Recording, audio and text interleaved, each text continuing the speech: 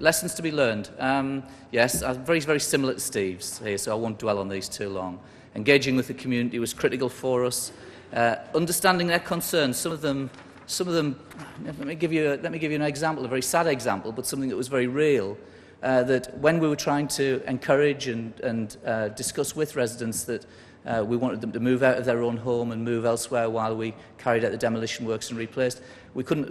One lady was very reluctant to move for the very obvious reason that she'd been recently widowed and she'd buried her husband's ashes in the garden. I mean, how the hell do you begin to negotiate and discuss with a client who is in that position? It is very, very sensitive issues that our housing staff were dealing with.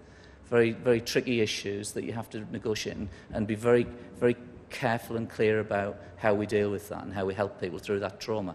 And it was very traumatic for a number of people. Be realistic over the timescales. We thought we were into a 5 or 6 or 7 year programme. We actually are into a 10 or 11 year programme. And the answer to these issues is to think long, be realistic over timescales. Key message, none of us is as clever as all of us. A watchword of the Chief Executive of South Tyneside Council. Let's work together. We'll achieve far more together than we will apart.